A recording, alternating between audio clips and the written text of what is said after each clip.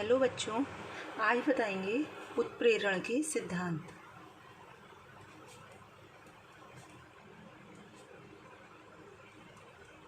जैसे उत्प्रेरण सबको बता दिया था क्या होता है, उत्प्रेरण के प्रकार बता दिए थे प्रावस्था के आधार पर और क्रिया के आधार पर। ठीक, अब आता है कि उत्प्रेरण ये होता कैसे है, कैसे अभिक्रिया होती है, कैसे उत्प्रेरक अभिकारक से क्रिया करके प्रोडक्ट का निर्माण करता है। तो उस पर आधारित उसको एक्सप्लेन करने के लिए उत्प्रेरण के सिद्धांत आए थे। मतलब इसका पहला सिद्धांत था माध्यमिक यौगिक बनने का सिद्धांत।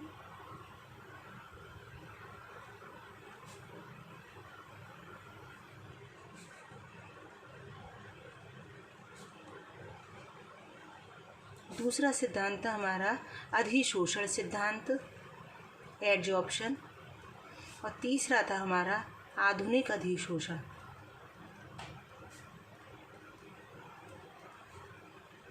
Modern adsorption theory. माध्यमिक इंटरमीडिएट यौगिक बनने का सिद्धांत, अधिशोषण, एडजॉर्प्शन प्रिंसिपल, ये एडजॉर्प्शन थ्योरी, और आधुनिक एडजॉर्प्शन, मॉडर्न एडजॉर्प्शन थ्योरी क्या थी। सबसे पहले बात करेंगे हम माध्यमिक यौगिक बनने का सिद्धांत। देखो, सबसे पहले ये वाला सिद्धांत आया तो इसमें कुछ कमियां रह गई, उन कमियों को दूर करने के लिए सिद्धांत ये आया, और इसमें भी कुछ कमियां रह गई तो इन दोनों को मिलाकर सिद्धांत आ गया हमारा आधुनिक अधिशोषण सिद्धांत।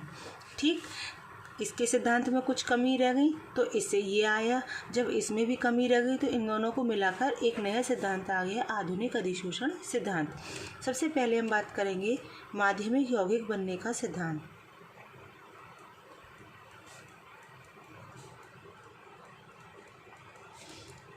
जो मैंने PDF भेजी थी बच्चों, उसका काम पूरा कर लेना, उतार लेना, नोट डाउन कर लेना।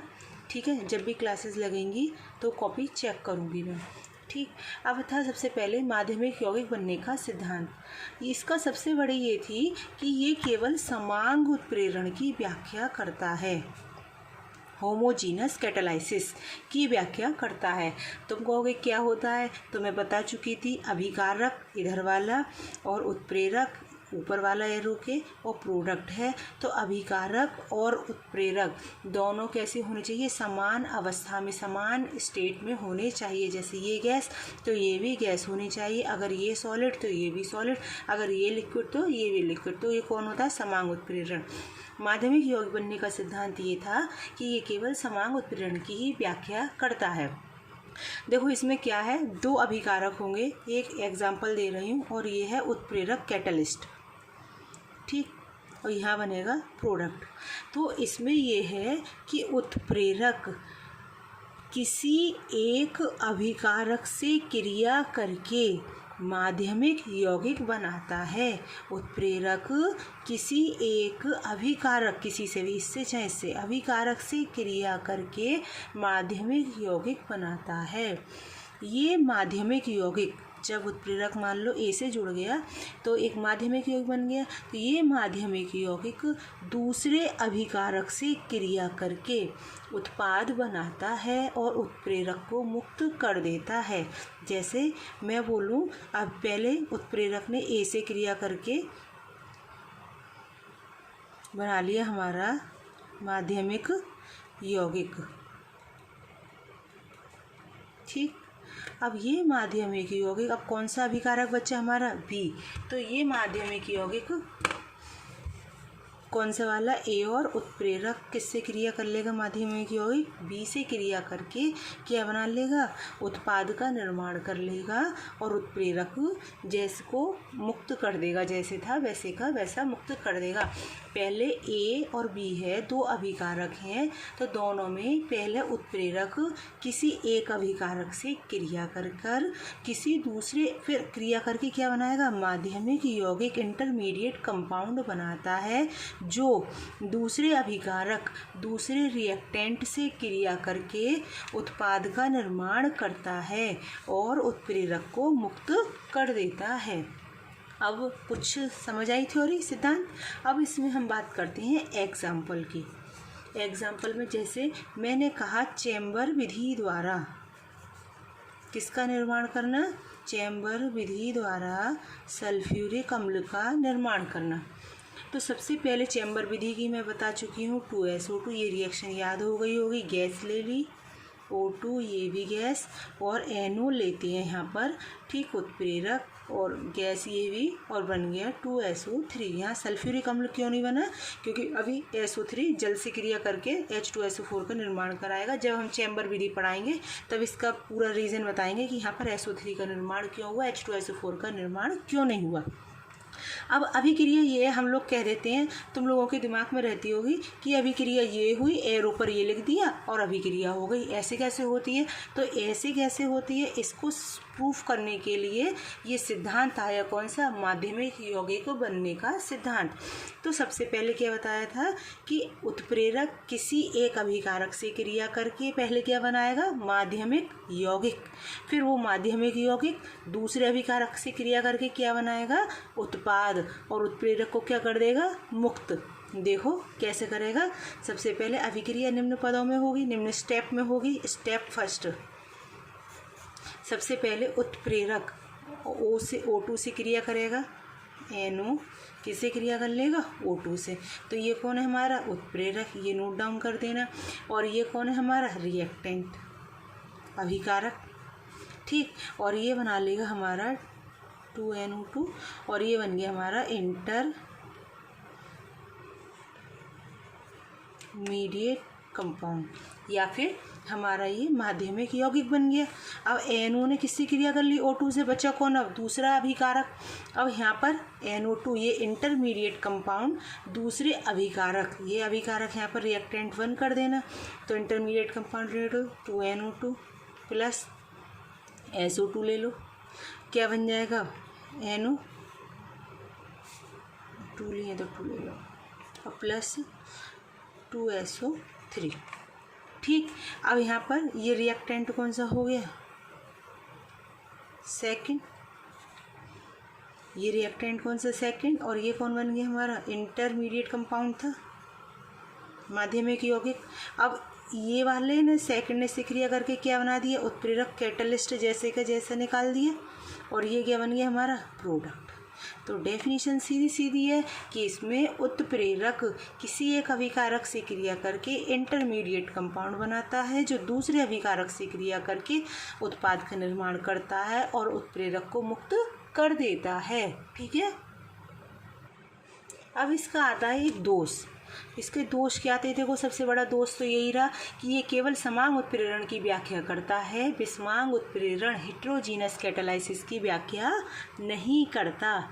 और ये सिद्धांत जो था सबसे बड़ा, एक और थी इसकी कमी, उत्प्रेरक वर्धक, ठीक, कैटलिस्ट प्रमोटर एंड उत्प्रेरक विष, कैटलिस्ट पॉइजन की व्याख्या नहीं कर पाया। तो इसीलिए सिद्धांत क्या हो गया? यहाँ पर फेल हो गया। इसके बाद आया दूसरा हमारा अधिशोषण सिद्धांत। तो जब इसकी कमी क्या थी? सबसे बड़ी कमी, ये समांग को करता है, विषमांग को नहीं करता। तो अधिशोषण क्या करेगा? ये विषमांग की व्याख्या करेगा। किसकी व्याख्या करेगा? विषमांग कैटालाइसिस की, ठीक। अब हम दूसरी बात करते हैं अधिशोषण सिद्धांत। तो उसे हम इसमें क्या लिख देंगे? ये किसकी व्याख्या करेगा? हमारे विषमांग उत्प्रेरण की व्याख्या करता है। इस सिद्धांत के अनुसार, जैसे हमने कहा अभिक्रिया में है, तो अभिक्रिया में अभिकारक के अणु दूर दूर होते हैं, ठीक। अधिशोषण का मतलब मैं पढ़ा चुकी हूँ, किसी की सतह पर अधिशोषित होना। जैसे मैंने बताया था, डस्टर है, डस्टर के जब हम डस्टर पर, ब्लैक बोर्ड पर डस्टर साफ़ करते हैं तो उसकी आउटर सरफेस पर चौक इकट्ठी हो जाती है। वो किसका उदाहरण है? हमारे अधिशोषण का। रजिस्टर पर रखा है, 1 महीना हो गया, बुक रखी है 1 महीना हो गया, और उस पर धूल इकट्ठी हो गई, किसका उदाहरण है? अधिशोषण का। और अवशोषण क्या होता है? ये भी बता चुकी हूँ। अवशोषण कि जब उसके पूरे बल्क में, पूरे में उसमें अब जो अवशोषण हो, जैसे रजिस्टर को पानी में डुबो दिया जाए तो रजिस्टर पूरा भीग जाएगा, तो वो किसका उदाहरण हो गया? अवशोषण का। जबकि अधिशोषण पर क्या होता है? सतह पर इकट्ठा होना। तो अभिकारक के अणु क्या होते हैं? दूर दूर होते हैं। उत्प्रेरक जो होते हैं वो उनकी सतह, वो उत्प्रेरक जो होते हैं उनको अपनी सतह पर अधिशोषित कर लेते हैं। उत्प्रेरक क्या करेंगे, इन्हें अपनी सतह पर क्या कर लेंगे, अधिशोषित कर लेते हैं। और सतह पर इनका क्या बढ़ जाता है, सांद्रण। सांद्रण का मतलब इकट्ठे हो गए, सतह पर पास पास इकट्ठे हो गए। जब एक दूसरे के संपर्क में आ जाती हैं तो अभिक्रिया का वेग क्या हो जाएगा, बढ़ जाता है।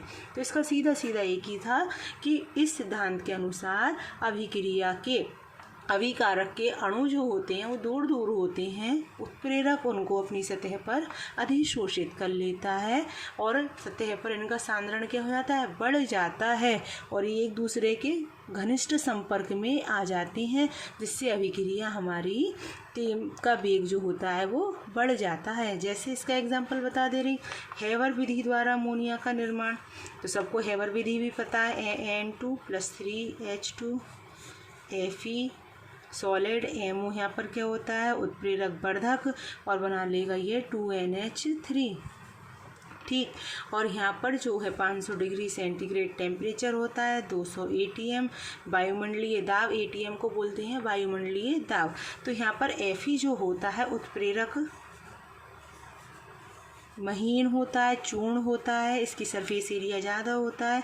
तो यहाँ पर Fe क्या करेगा, किसके अणुओं को, अभिकारक के अणु क्या है, दूर दूर होते हैं, तो उनके अणुओं को क्या कर लेता है, पास पास इकट्ठा कर लेता है। एक है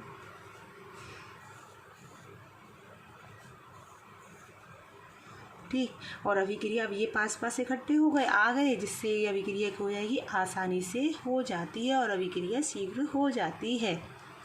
इसकी सबसे बड़ी कमी थी कि ये सिद्धांत, तुमने देखा मैंने यहाँ पर सॉलिड का उदाहरण लिया था जहाँ पर Fe सॉलिड था, तो ये सिद्धांत गैस तथा द्रव उत्प्रेरक जो थे उनके प्रभाव की व्याख्या नहीं कर पाया।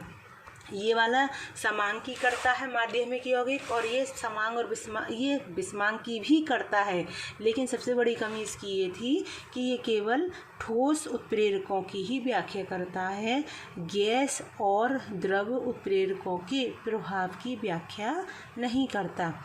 इसलिए इन दोनों में जो कमियां रह गई, तो तीसरा सिद्धांत आया हमारा आधुनिक अधिशोषण सिद्धांत। ठीक, तो ये जो था, ये दोनों सिद्धांतों का क्या था, मिश्रण था। मिश्रण का मतलब कि पहले ये भी होगा, माध्यमिक यौगिक भी बनेगा और सतह पर अधिशोषित भी होगा। सीधा सीधा ये है कि सतह पर आएंगे अणु, अधिशोषित हो जाएंगे, वहाँ पर वो माध्यमिक यौगिक बना लेंगे और बनाने के बाद उत्पाद का निर्माण कर देंगे।